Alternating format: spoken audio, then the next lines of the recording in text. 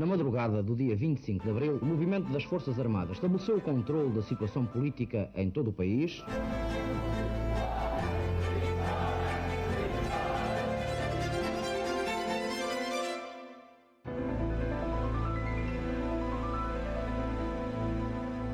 Olá, bem-vindos a mais um episódio de A História Repete-se, com Henrique Monteiro. Olá, Henrique. Olá, Lourenço. E comigo, Lourenço Pereira Coutinho. Para começar, relembro que o livro baseado neste podcast, A História Repete-se, pode ser encontrado nas principais livrarias e sites livreiros nacionais. Hoje vamos falar de uma das principais figuras do liberalismo oitocentista. Refiro-me a Bernardo de Sá Nogueira de Figueiredo, que chegou a general de divisão e foi, sucessivamente, primeiro barão, visconde e marquês de Sá da Bandeira. Creio que o marquês de Sá da Bandeira foi um dos três principais militares do seu tempo, juntamente com o marechal Duque da Terceira e o marechal Duque de Saldanha, e também um dos principais políticos liberais, isto juntamente com Passos Manuel, Rodrigo da Fonseca Magalhães e Fontes Pereira de Melo. Foi por várias vezes ministro em diferentes pastas e 5 vezes presidente do Ministério. Em 1836-37, durante o setembrismo, em 1837-39, no governo da chamada Ordem, que acompanhou a discussão e integrou a Constituição de 1838, em 1865, no efêmero governo que antecedeu a fusão, em 1868-69, no turbulento período após a Janeirinha e, por fim, em 1870, depois do isolado último governo do Duque de Saldanha. Durante a sua longa vida pública, Sá da Bandeira foi sempre leal ao trono constitucional e às instituições liberais e, em simultâneo, aos seus ideais progressistas e humanistas. Foi, sem favor, um caso raro de coerência e integridade. Um espírito independente e lúcido, que se bateu sobretudo por causas como o fomento do ensino e a abolição do tráfico de escravos e, depois da escravatura, em todo o território português. Por ser independente e mover-se por ideais, não alimentou apaniguados nem intrigas de corredores e, ao que se sabe, não se serviu da vida pública para engordar o seu património. É, pois, um bom exemplo que justifica um episódio deste programa. Para conversar sobre esta personagem histórica, convidamos o Major-General João Vieira Borges. Entre outros cargos, foi antigo comandante da Academia Militar, onde criou a cátedra Bernardo de Sá Nogueira e onde continua a ser conferencista, e é presidente da Comissão Portuguesa de História Militar e vice-presidente da Comissão Internacional de História Militar. Para além disto, é também autor do livro Marquês de Sá da Bandeira, o Homem, o Militar e o Político, uma edição da Academia Militar e da Fronteira do Caos. Major-General Vieira Borges, bem-vindo, é um gosto tê-lo no programa. Muito obrigado pelo convite. Olá, sou a Georgina Angélica. Eu sou a Paula Cardoso. Juntas criámos o Tal Podcast, um espaço de conversas reais, profundas e sem filtros. Todas as quintas-feiras damos a conhecer novas pessoas com ideias e trajetórias que inspiram mudança. Podem ouvir-nos em todas as plataformas de podcast e nos sites do Expresso e SIC Notícias. Antes de iniciarmos a conversa, espaço para um breve enquadramento biográfico do Marquês de Sá da Bandeira. Bernardo de Sá Nogueira nasceu em Santarém a 26 de setembro de 1795. Era filho de Faustino José Lopes Nogueira de Figueiredo e Silva, fidalgo da Casa Real, alcaide-mor de Cadaval, coronel de milícias de Santarém, cavaleiro da Ordem de Cristo e grande proprietário no Ribatejo, e de Francisca Xavier de Sá Mendonça Cabral da Cunha Galopim, da Casa dos Morgados de São João da Talha. Antes de completar os 15 anos, Bernardo de Sá Nogueira assentou praça em Cavalaria 11, no quartel de Queluz, onde foi promovido a alferes, tinha apenas 15 anos. Em 1812, Bernardo de Sá Nogueira foi promovido a tenente e colocado no Regimento de Cavalaria 4. O seu regimento integrou então as forças anglo-lusas que, sob o comando do futuro Duque de Wellington, combateram o exército napoleónico em território espanhol. Depois de várias operações militares de risco, o jovem tenente Sá Nogueira foi ferido a 13 de março de 1814 em Vielle, com 2 cutiladas, tendo perdido muito sangue e ficado inanimado, ao ponto de ser dado como morto. Terá sido encontrado por um oficial francês que o levou para junto às suas forças, onde foi tratado e feito prisioneiro, situação que se manteve até à primeira abdicação de Napoleão, que data de 11 de abril de 1814. Uma vez libertado e já em Portugal, o então tenente Sá Nogueira decidiu aprofundar os seus estudos. Frequentou os estudos matemáticos da Academia Real da Marinha, depois os da Academia da Fortificação, Artilharia e Desenho e, por fim, a Escola do Exército, atual Academia Militar. Em 1820, foi um apoiante de primeira hora do vintismo, apesar da falta de sintonia com os seus líderes, o que lhe custou um curto tempo de prisão. Mais tarde, o reinado de Dom Miguel levou-o ao exílio em Paris e Londres, de onde saiu rumo aos Açores, onde se encontrava a Regência Liberal, e depois rumo ao norte de Portugal, para combater na Guerra Civil entre liberais e absolutistas. Como ajudante de campo do imperador Dom Pedro, Duque de Bragança, Sá Nogueira bateu-se nos combates enquadrados no cerco do Porto, tendo sido ferido com gravidade no Alto da Bandeira, em Vila Nova de Gaia, o que lhe viria a custar o braço direito, então amputado pelo cirurgião militar Constantino Alves do Val. Pelos seus feitos e bravura militar, o imperador Dom Pedro fê-lo barão de Sá da Bandeira a 4 de abril de 1833. Foi também condecorado com a Ordem da Torre Espada. Com o fim da Guerra Civil e o início da complexa e longa fase de institucionalização do liberalismo, o já Visconde de Sá da Bandeira, desde 1 de dezembro de 1834, entrou pela primeira vez para um governo de Dona Maria II, isto em 1836, precisamente no primeiro Ministério Setembrista, herdeiro do progressismo vintista. Juntamente com Passos Manuel, Sá da Bandeira foi, creio, a figura mais esclarecida do setembrismo. Então, e como presidente do Ministério e ministro da Guerra interino, reformou os estudos militares da Academia Real, fundando a Escola do Exército, antecessora da Academia Militar. Também decretou o fim do tráfico de escravos no território português, medida de difícil fiscalização, pois este abominável comércio rendia avultados lucros aos negreiros que transitavam entre a costa africana e o Império do Brasil. Na década de 1840, Sá da Bandeira foi, como não poderia deixar de ser, um opositor do cabralismo, uma espécie de cartismo radical que, graças ao apoio da rainha, foi quase hegemónico na política portuguesa durante boa parte da década de 1840 e que por isso juntou contra si toda a oposição. Após 1851, com o início da regeneração e a definitiva estabilização do regime liberal, Sá da Bandeira afirmou-se como uma das principais figuras do Partido Histórico, de tendência mais progressista que o Partido Regenerador e liderado pelo então Marquês de Lolé. Em 1856, o general Sá da Bandeira entrou para ministro da Marinha do primeiro Ministério dos Históricos, tendo então abolido os castigos de varas e pranchadas, até aí ainda comuns na instituição militar. Com a inesperada subida ao trono de Dom Luís, Sá da Bandeira ganhou, a meu ver, ainda maior importância. O novo rei tinha ideias progressistas e, de início, tendência para apostar no Partido Histórico. Dom Luís só mudaria de ideias com o conturbado período pós-governo de fusão entre históricos e regeneradores, iniciado em janeiro de 1868, fase que terminou apenas em 1871, com o primeiro governo regenerador de Fontes Pereira de Melo. Até lá, o já Marquês de Sá da Bandeira, desde 1864, foi imprescindível ao rei como garante da disciplina do exército e de soluções para a instável situação política. Entre abril e julho de 1865, Sá da Bandeira liderou, em aliança com o então Conde de Ávila, um efêmero ministério que antecedeu o governo de fusão entre históricos e regeneradores.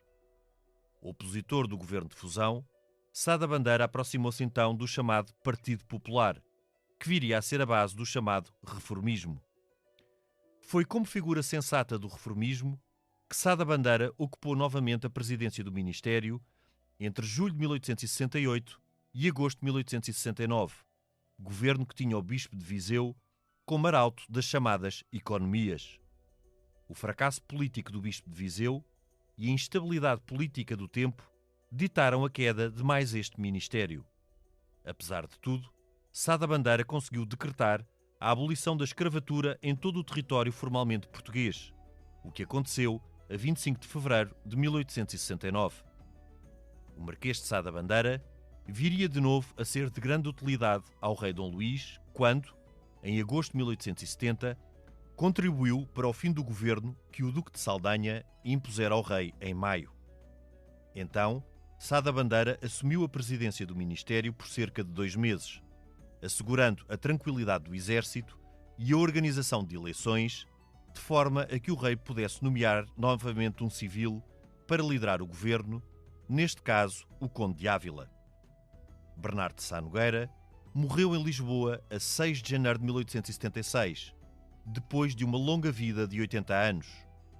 O país era então governado por Fontes Pereira de Melo desde 1871, gozando o seu período de maior estabilidade desde que Sá da Bandeira tinha assentado praça em Cavalaria 11, combatia Portugal na Guerra Peninsular contra o exército napoleónico.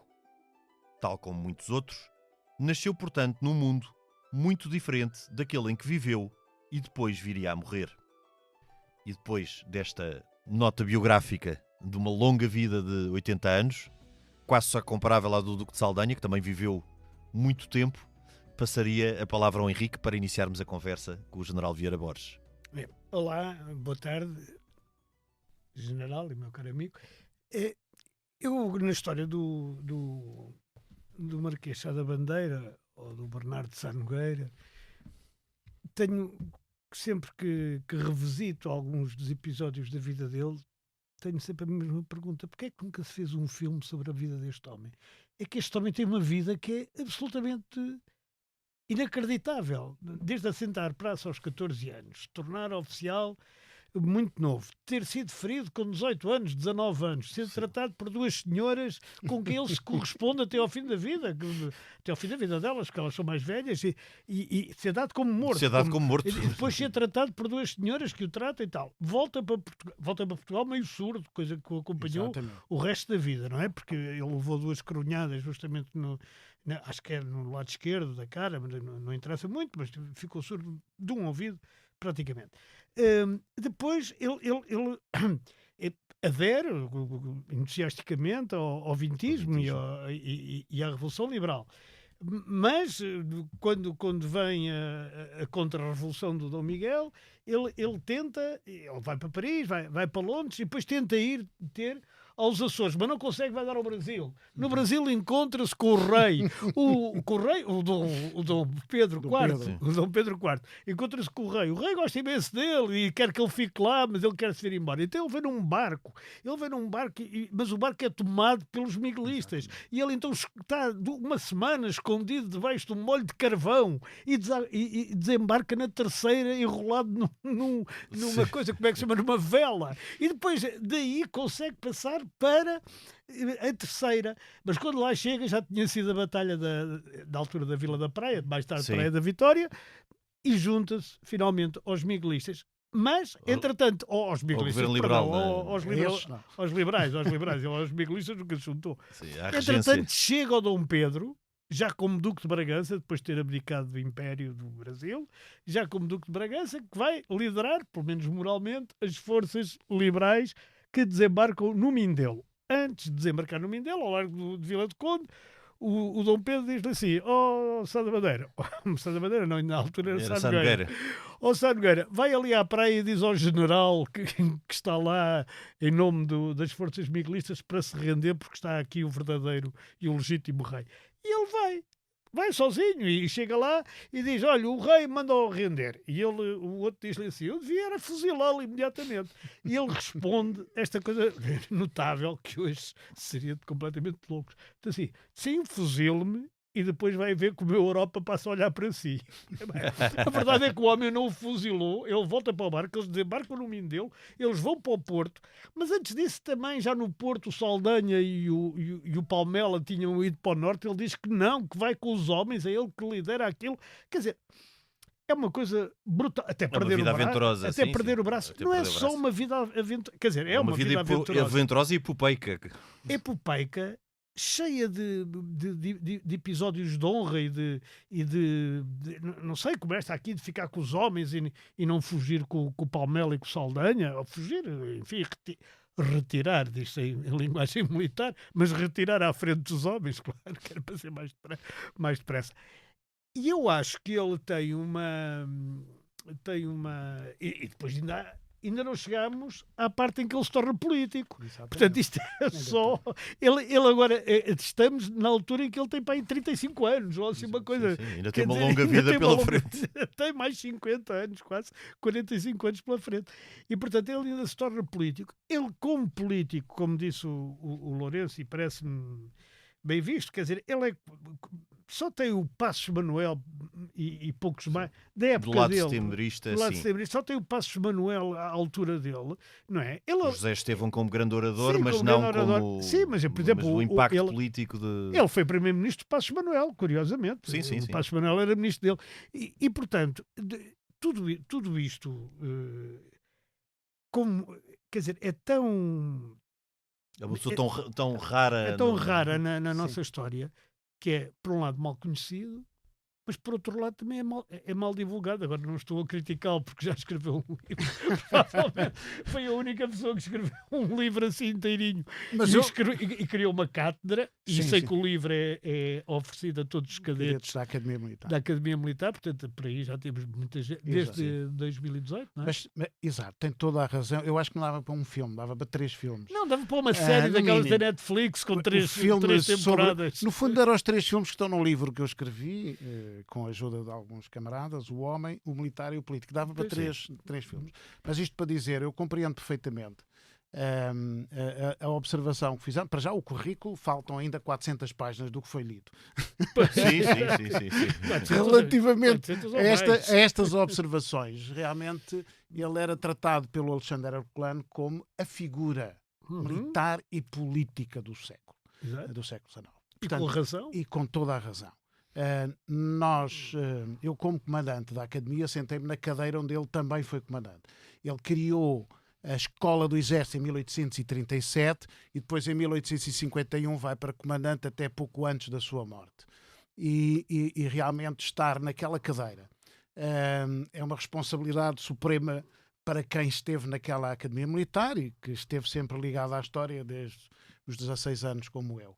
E, portanto, não fiz mais do que prestar a devida homenagem ao Marquês de Sá da Bandeira. E não quis ficar pelo militar, porque acho que está tudo interligado, como já repararam, na vida dele. Até porque muito jovem se ligou ao liberalismo, logo em 1820 e logo no Porto. É evidente que vem a ser ferido mais tarde, em 1832, no Pau da Madeira, e por isso ficou Sá da Bandeira.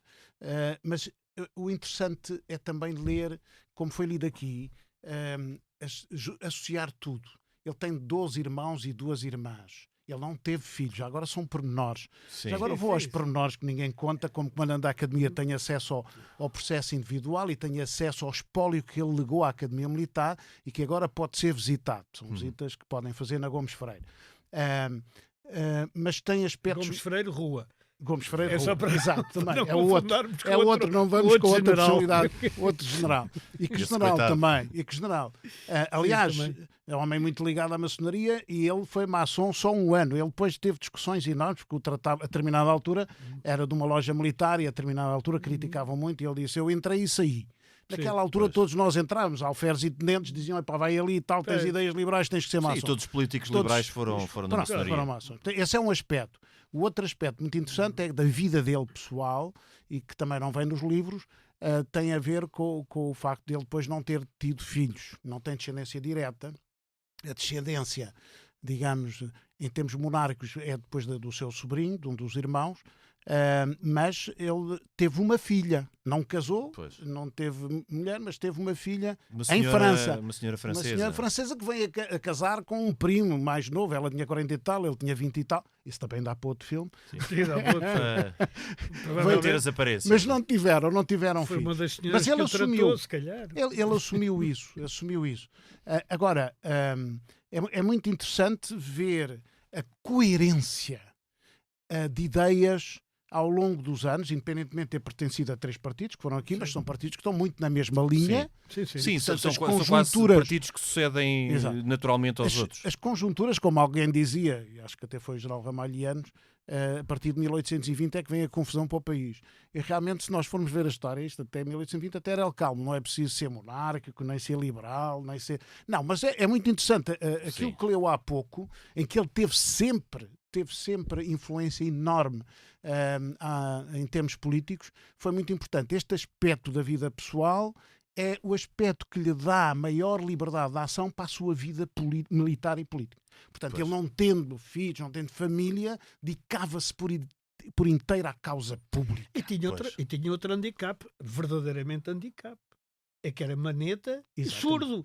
Quer dizer, agora... ele tinha que ser uma figura, quer dizer, com uma resiliência fora do com normal. Carisma era mesmo. Absoluto. Se forem ao museu na Academia, nós falámos nisso há pouco, e está neste livro fotografias, porque nem todas as pessoas têm acesso.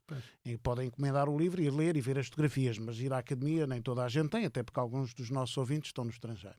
E nós pusemos, inclusive, os aparelhos que ele usava para os ouvidos, os garfos, as facas, que eram adaptadas por laboratórios e que lhe ofereciam normalmente os seus camaradas franceses ou ingleses. Há aqui uns também ingleses que lhe ofereceram. É muito interessante perceber como é que é possível um homem com estas limitações depois ter uma intervenção política e, sobretudo, ele era reconhecido em termos éticos, digamos, pelos seus pares, como combatente, como homem, e depois numa como altura político. Em que havia muitas mudanças de lado, mesmo no campo liberal, e quando se dá esta institucionalização, que é quase, eu costumo comparar os anos de 1834 a 1851 a um PREC mais longo. Porque as coisas acontecem, sucedem-se e há mudanças de campo e depois às vezes a pessoa não percebe bem a ligação entre eles. É um período muito complexo. Há proclamações militares e na altura, para se ser estandarte de um partido, tinha que se ter também o poder militar. Daí depois a importância do Duque de Saldanha e do Duque da Terceira. Sendo que o Duque da Terceira foi muito importante até para sustentar o Costa Cabral. Sim, mas era impossível fazê-lo. E eu acho que o Sá da Bandeira, quando foi um garante não de uso do poder militar, mas justamente que o poder militar se mantinha leal às instituições. E aí, tanto na final da década de 50, como sobretudo na década de 60, já na sua fase final, que é um período também muito conturbado, muito mais conturbado do que a maioria das pessoas pensa. Depois, a partir da regeneração, em 1851, começou o rotativismo. Nós aqui neste programa já falámos várias vezes. Bipartidarismo. Mas foi um período muito, muito complexo.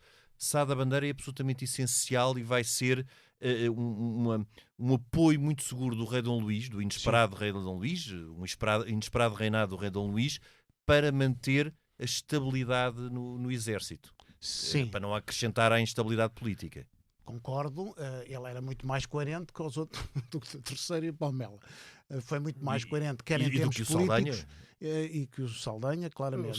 O Saldanha fez é saldanhadas também. Exatamente. O hotel da altura, quer dizer, completamente. Compreendo. Eu ia dizer isso, as saldanhadas, aliás, havia expressões era histriónico, era feito histriónico. Ele não, ele tinha esse sentido de Estado, no sentido de organização do Estado. Há um aspecto que ainda não falámos aqui, que é o mais importante, e relativamente às Forças Armadas não há dúvidas nenhumas. Era muito considerado e, portanto, era uma voz avisada.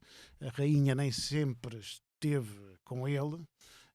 Dom Luís, as coisas foram, como disse, e muito bem, mas com a rainha... Com a rainha é mais difícil. Foi mais difícil. Mas a rainha apoiou o Costa Cabral. Porque a rainha era completamente cartista. Exatamente, era cartista. Ele era setembrista. Exatamente. Cartista, aqui, da Carta Constitucional, 1826. Ele é 22, ele é 22, é da Constituição mais liberal. Ele é vintista. E, portanto, ele é vintista setembrista. É setembrista neste caso, sim. Mas isto para dizer, é uma coisa muito interessante. a postura dele em termos liberais era também praxis, não era só teoria. Isto é que é muito importante, designadamente a questão do esclavagismo. Exato. Que ele defende desde 1836. Com uma coerência e persistência notáveis. Exato, porque ele tem escritos exatamente sobre o esclavagismo. Ele ia verificar e concluía que os interesses económicos se sobrepunham depois às leis. Ou seja, ele emanava as leis, designadamente em 36 foi a primeira, se não me engano, sobre o esclavagismo, e depois em 1869, se não me engano, novas leis, porque as coisas não se aplicavam. Aliás, só para fazermos um enquadramento muito breve, o que havia muito na altura era um tráfico das costas africanas para o Império do Brasil, onde a escravatura se mantinha, se manteve até 1889. E onde muitos negreiros, apesar de serem portugueses, eram brasileiros. Sim. É que a gente não conta. Quer dizer, nós contamos. Isso agora é um à parte. Há duas coisas que se tem que dizer sempre sobre a escravatura, que é assim. É que os europeus, e nomeadamente os portugueses, os ingleses, os franceses, que tinham os holandeses, a particularidade que têm é abolir a escravatura, não é começá-la, é aboli-la. É que mais ninguém aboliu. Foi aqui que se aboliu. Nós foi neste aqui programa já o reforçámos várias vezes. A segunda questão é que muitos dos negreiros que são contados como portugueses eram, na verdade, brasileiros. Sim, porque estamos ali numa fase posterior à proclamação do Império... desde 1822.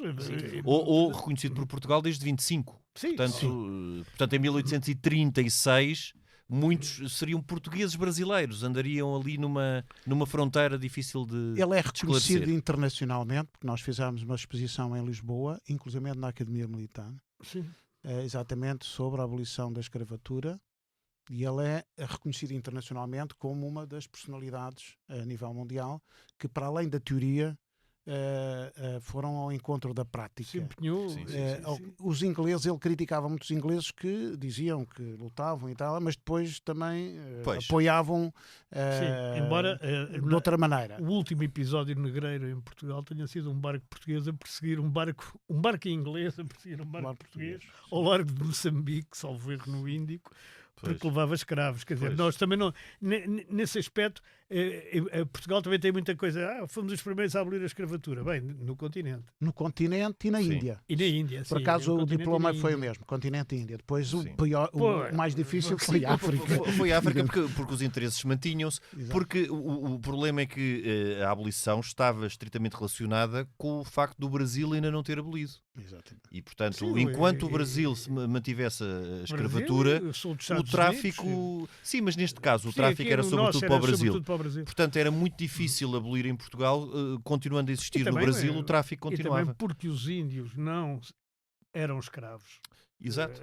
Sim, é bom lembrar que a independência é 1822, não é? Portanto, este período em que ele é político, o Brasil já é independente. Já é independente. E esses, curiosamente, são os grandes ciclos do café, os grandes ciclos do algodão e os grandes ciclos da borracha. Quer dizer, e porque por assim dizer, mercado abastecedor, porque continuava o mesmo, continuava a ser São Paulo de Luanda e continuava essencialmente São Paulo de Luanda, não é? Sim, que aliás é libertado. Bem, isso é antes, não interessa.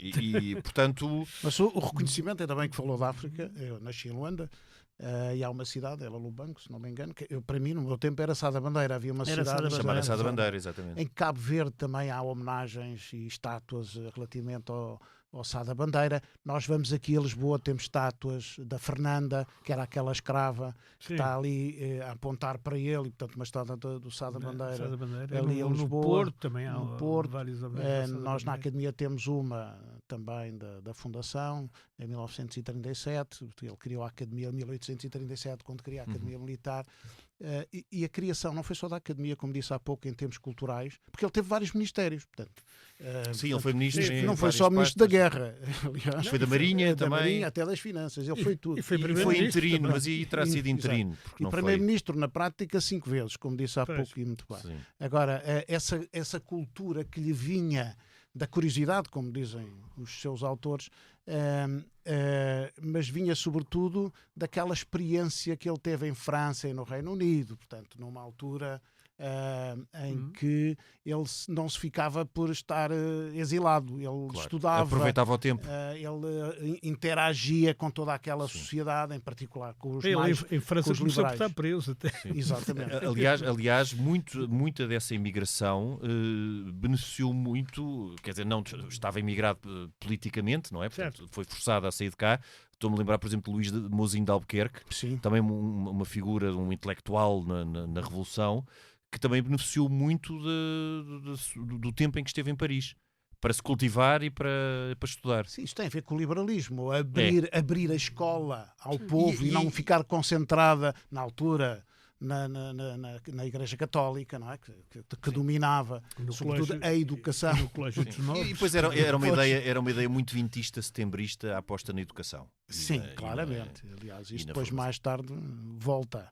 Aliás, volta novamente depois de 1910, nós sabemos. Tanto ele como Passos Manuel realizam ambos essa ideia de fomento, que depois não teve continuidade pela grande instabilidade política da década de 40, mas esse governo setembrista de Passos Manuel e Sá da Bandeira é fundamental, com Passos Manuel a decretar sobre o ensino civil e Sá da Bandeira sobre o ensino militar. Ensino militar, educação, solidariedade social. Há aqui Exato. uma série de coisas que as pessoas nem se lembram que é o Sá da Bandeira, porque nessas instituições normalmente falam de Bernardo de Sá Nogueira e, portanto, não há uma associação. Não há uma associação. Normalmente não há uma associação. É muito interessante porque, se me permitem, porque é das coisas mais interessantes que nós temos na Academia Militar, é que festejamos o dia 12 de janeiro como o dia da Academia. O dia 12 é o dia da criação da Escola do Exército, 1837, mas também festejamos o dia 6, que é o dia da sua morte, evocamos o dia 6, mais propriamente, e vamos todos a Santarém. Portanto, em Santarém, junto do seu túmulo. Sua terra natal. Exato, a sua terra natal. O escrito em Santarém, que lhe dedicou também uma obra, Filho da Vila e Pai da Cidade, ele pediu para, antes da sua morte, ele pediu para ser enterrado no cemitério de Santarém, coberto com uma simples campa rasa, é o que lá está, se lá forem, cercada com uma grade de ferro, mantém-se a mesma, e tem escrito na pedra uma frase que ele próprio disse, e que eu acho que é muito importante, porque ele era humilde neste sentido. E, portanto, o que aqui está representa em 6 linhas aquilo que ele é, se me permitem. Bernardo de Sá Nogueira foi soldado desde o dia 4 de abril de 1810. 14 anitos. Combatendo pela independência da pátria, foi gravemente ferido e deixado por morto no campo de Viela, em França, que já falámos aqui. Combatendo pela liberdade, atenção às palavras que ele escolheu. Sim. Foi ferido 4 vezes e perdeu o braço direito no alto da bandeira. Por isso ficou Sá da Bandeira. Servindo o seu país, serviu as suas convicções. Morreu satisfeito. A pátria nada lhe deve. Engraçado. E o resto nasceu a 26 de setembro, depois ficou 3 pontinhos, morreu depois nós já sabemos. E isso de facto faz um contraste grande com outros políticos liberais. Não estou a dizer todos e também, mais uma vez, não generalizando. Mas, por exemplo, desde um Duque de Palmela, que enriqueceu bastante com o liberalismo, estou-me a lembrar de um Duque de Saldanha que estava constantemente a fazer requerimentos para o rei, porque estava constantemente aflito de finanças e arruinou-se sucessivamente e fazia requerimentos a relembrar os serviços que tinha feito à causa liberal e a pedir para isso recompensas. Por exemplo, o António José Dávila, que é um político com quem, aliás, Sá da Bandeira depois na década de 60 também tem um governo efêmero, que também teve não só apaniguados, não teve partido, porque Sá da Bandeira, tendo tido partido nos históricos e depois tendo sido uma figura de referência dos reformistas, ele era uma pessoa também com uma relativa independência, ou seja, ele também não queria gente à volta dele com empenhos Agora deixa-me só, eu tenho sempre este papel de jornalista. O António José Dávila é mais conhecido pelo Duque Dávila. Exato. O Duque Dávila e Bolama. Exatamente. Porque António José Dávila as pessoas podem não mas eram figuras diferentes, porque mantendo ambos independência política, o Duque Dávila, António José Dávila, tem apaniguados, e obviamente que a sua situação patrimonial beneficiou bastante com o facto de ele ter passado por cargos públicos, o que contrasta bastante também com o Sá da Bandeira. O Sá da Bandeira, a melhor biografia, na minha perspectiva, é do Simão da Luz Soriano. Sim. Que era amigo, obviamente, e dos aspectos que destaca é exatamente este, ou seja, sobriedade, simplicidade, o afastamento das questões financeiras e patrimoniais. Frugalidade. Frugalidade, exatamente. Ele usa várias vezes ao longo da história, portanto é a maior fonte e também a fonte mais próxima, a fonte primária, digamos, Sim. para mim, em termos de biografias. Como ele não teve filhos e não teve apaniguados como nunca tinha, de maneira que não houve gente a escrever depois dele, a não ser o Alexandre Herculano Sim, também. nem coisas muito laudatórias, porque enfim, não havia apaniguados Foi na altura, isso sim, foi na altura, e a revista militar, tenho aqui também o In Memoriam, que é uma coisa maravilhosa, relativamente a ele, escrita por um coronel na altura, que era dirigente da revista, que era o Sousa Pinto, e também... Agora General Alexandre Sousa Pinto. Não sei se é da família. Foi meu antecessor na Comissão Portuguesa de História Militar e que está muito bem, o General Alexandre Sousa Pinto. Este era António Florencio de Sousa Pinto. Ainda hei de perguntar se tem alguma o General coisa... Sousa Pinto, curiosamente, agora é Presidente da Assembleia Geral da Revista Militar. Tenho que ver. Pronto, tem que se confirmar. Tem que se confirmar. Pode ser antepassado do Sérgio, nesse caso. Por exemplo, também pode. Mas também o Simão da Luz Soriano realmente tem, que escreveu outras obras importantíssimas relativamente à Guerra Civil, nós conhecemos, e é muito picuinhas a nossa expressão, vai aos pormenores todos. Neste caso, realmente, quem lê tem muito mais informação e, por outro lado, as questões pessoais, como esta da frugalidade, estão lá provadíssimas. É muito... muito difícil encontrar uma personalidade com tanta intervenção política e militar que não tenha processos. Muito difícil. Portugueses, ingleses, franceses. Mas fala em processos... Processos em tribunal, por essas questões que falou há pouco, de algumas destas pessoas. E ele não tem, e portanto... Nem há uma certa... militares, Não, há uma certa unanimidade. Obviamente que ele foi preso, foi amnistiado, passou por várias fases, mas havia um respeito muito grande pela pessoa do Marquês de Sá da Bandeira. E, portanto, nesse aspecto, o homem acima das circunstâncias. Aliás, a própria Dona Maria, que ele, enfim, que era cabralista e que era cartista e essas coisas todas, junto a ele, segundo se diz, disfarçava bastante. Muito bem.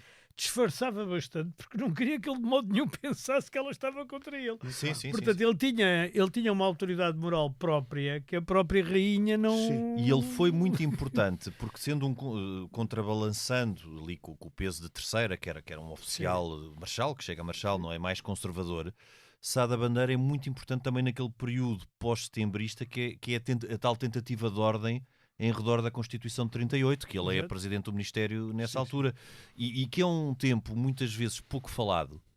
Maria de Fátima Bonifácio tem um ótimo livro, uma história de violência política, que é sobre todo este período histórico, em que, por exemplo, o ano de 1838, que é o ano da aprovação da Constituição, é um ano muito conturbado na rua, e que Sá da Bandeira é essencial para garantir um mínimo de ordem e para o país não descambar outra vez numa guerra civil. Depois da Revolta dos Marechais, que é a revolta de Terceira e de Saldanha. E depois volta a ser essencial na fase final da década de 60. Nós também já falámos aqui sobre esse período, 68-71, que é um período conturbadíssimo, a seguir à Janeirinha, em que Sá da Bandeira é o verdadeiro suporte do rei Dom Luís. E porquê? O Simão da Luz Soriano diz, faz essas observações e diz, porquê que depois olhavam sempre para ele? Porque ele não era homem de mexericos. Eu lembro-me de ler isto aqui no Soriano. De conversa de corredores. De corredores. Não, era frontal. E era da ação. E era um homem da ação. Não, isso é muito interessante. É uma expressão do Simão da Luz Soriano. É que os outros generais eram todos muito mexericos, muito esquemas, tanto podiam ir mais para a direita, mais para a esquerda. Ele não. Tinha a mesma linha e toda a gente sabia. Quando precisavam, iam chamá-lo e ele cumpria a missão. Portugal primeiro, aí sim aplicou-se bem. Agora não sei esses lemas como é que funciona. Mas na altura é indiscutível. Como é que tanto liberais como mais conservadores, quando da sua morte o elogiaram. Isto não é normal.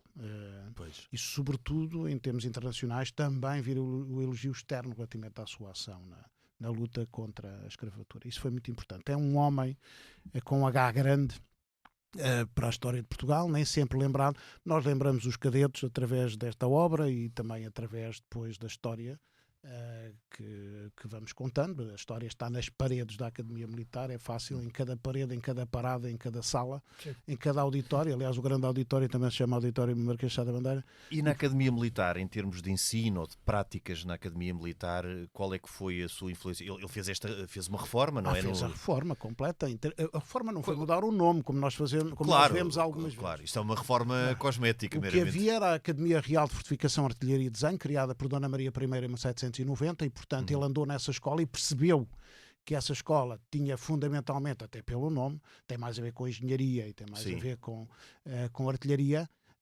Essa escola não dava os ensinamentos das ciências militares, que nós chamamos agora, na altura da arte da guerra, que era assim que se dizia, não preparava os oficiais de sangue para o combate. E, portanto, para além de ser necessário ter oficiais da espada, não só de sangue, isso também tem a ver com o liberalismo, era importante que recebessem... Só para os nossos ouvintes perceberem, não é só oficiais que tinham fundamentado o seu estatuto na sua... Ou alguns fidalgos. Na sua origem, sim. O liberalismo muda isso. E completamente, na Academia na Escola do Exército. Era também uma reestruturação de todos os programas pelos ensinamentos que ele teve na guerra, designadamente em França, que ele trouxe, e como era estudioso, fez ele os próprios programas. Portanto, ele quando faz, basta ver o diploma de criação da Academia Militar, há orientações, não é só dizer que é criada a Escola do Exército. Portanto, é um diploma à maneira antiga, em que tinha as grandes orientações políticas. Sim. E depois ele também, quem sucedeu foi Fortunato José Barreiros, também um homem que veio a ser Torre Espada, um grande pensador, o homem que escreveu a primeira obra de estratégia em Portugal, que se forem à Academia estão lá as pinturas de todos os comandantes a óleo. Ele vem logo a seguir e que obviamente foi um descendente, trabalhou com ele e que deu continuidade, mas que antes de dar continuidade com o comandante trabalhou com ele na reforma de todos os programas, e isso é muito para além da criação da instituição em si, portanto, e acompanhou e aceitou o desafio de ser comandante depois, em 1851, quase até à sua morte. Portanto, isto demonstra que é mesmo um homem da ação e que não gosta só de fazer as leis, e quando elas não são cumpridas ele vai e como foi na questão dos esclavagismos, também na educação, designadamente na educação militar dos quadros permanentes na altura, muito embora seja diferente dos dias de hoje, mas foi muito importante. São aspectos que nós não podemos esquecer. Essas qualidades da resiliência e da coerência que interligadas potenciam a figura, aplicam-se bem e são as mais difíceis, não é? O difícil não é ter na década de 30 uma ideia, não é? Ser contra a escravatura e a favor do fomento do ensino. O difícil é chegar à década de 70 com 80 anos e continuar a pensar da mesma maneira. E em termos militares é muito interessante. Isso também diz alguma coisa sobre o imobilismo da pátria, digamos. Sim. Henrique, mas também como muitas... começar e acabar a vida a defender a mesma coisa, porque a coisa nunca mais está feita. Não? Mas num tempo de grandes vicissitudes políticas. De facto ele morre. Aqui ele morre num país, tal como eu disse na introdução, então governado por Fontes Pereira Melo, muito diferente daquele país onde ele assenta a praça e começa a sua vida pública. Quando ele assenta a praça ainda estamos em pleno... Invasões napoleónicas. Na cena, era a terceira invasão. E nas invasões napoleónicas. Claro. O interessante, nós em termos militares também... Há uma associação muito interessante, aqui não ficou patente na leitura do currículo dele, porque ele foi primeiro cavaleiro, como disse, depois foi artilheiro e foi engenheiro. Portanto, ele tem 3 componentes, 3 armas, que por sua vez têm características diferentes e que no seu conjunto dão um pensamento do que deve ser um verdadeiro comandante. Ou seja, era uma pessoa completa também. Completa nesse sentido. Aqui portanto, o rigor da artilharia, a resiliência da engenharia, porque até é um termo engenheiro já agora, e a coragem da infantaria, portanto, e da cavalaria. Portanto, há aqui também para os cadetes uma referência como militar por ter feito parte de todas essas armas. Vem de acordo a uma ideia que eu também tenho dele e destas grandes figuras, destas pessoas completas que têm sempre uma base humanista. Sim, claro. Uma base humanista que se completa de uma pessoa curiosa, de uma pessoa de múltiplos saberes. Do seu legado, o que é que acha que mais destaca? Ou seja, do que ele fez e do que ficou para a posteridade, o que é que acha que melhor caracteriza e que destaca mais o Marquês de Sá da Bandeira? Para mim, o lema do livro que está na contracapa é: a pátria muito lhe deve. Certamente. Agora, do legado Embora eu achasse que não. Ele diz a pátria nada me deve. Nada me deve, mas eu fiz aqui, nós fizemos o contrário aqui, a pátria muito lhe deve. Foi exatamente nesse sentido. E então, como militar, não foi só a questão de participar em batalhas. Como militar, associado ao político, foi a questão de lutar pela independência de Portugal. Nós não falamos muito aqui, mas houve ali uns períodos finais em que andámos à deriva com a independência da Itália, a independência da Alemanha, a criação da Alemanha. Aliás, também havia aqui uns pensadores, já falaram noutros programas, que andavam à deriva. A unificação da Alemanha, a unificação da Itália. A chamada questão ibérica. Exato, a questão ibérica, com ele. Ele opôs-se de que maneira? Sobretudo entre 68 e 71 e com o Duque de Saldanha. Exatamente. Portanto, a questão da independência, o defensor da independência, o defensor de Portugal. E em termos globais, o defensor do final da escravatura, não é só o defensor, o lutador pelo fim da... Sim, ele não se limitou a defender, ele lutou mesmo. São as três componentes, como militar, o combatente, mas também lutador pela independência, e é militar e político, e depois como político fundamentalmente é a questão do esclavagismo, para mim, que marca mais. O resto faz parte das circunstâncias de um período muito complicado que Portugal viveu realmente. Sim. Com muitos avanços e recuos muito complicado. E muito difícil de seguir. Exato. E falta a série da Netflix agora. E falta agora, fica o desafio para se apresentar. Pode ser uma série com três, como é que se diz? 3 temporadas. Três temporadas. Para fazer render, não é? Exatamente. É o que tem feito agora. 8 ou 10 episódios cada um. Pronto. Fica o desafio para os realizadores. Fica o desafio. Henrique, nós até para a semana. General João Vieira Borges, foi um gosto tê-lo aqui no programa. Para mim, falar de Sá da Bandeira, falar do meu primeiro antecessor, da minha grande referência como militar. A questão política, obviamente, é mais discutível, mas como militar, indiscutivelmente, foi uma referência para mim e para os cadetes que servem naquela casa. Muito bem. Nós voltamos na próxima semana, noutro tempo e noutro espaço. Este episódio conta com a gravação e sonoplastia de Tomás Delfim, capa de Tiago Pereira Santos, coordenação de Joana Beleza e direção de João Vieira Pereira. Eu sou o Lourenço Pereira Coutinho. Este é o podcast A História Repete-se. Voltamos na próxima semana, mas até lá, siga-nos nas apps de podcasts e nas redes sociais do Expresso. Se tiver sugestões ou ideias que queira partilhar com a equipa de podcasts, envie um e-mail para podcasts@empresa.pt.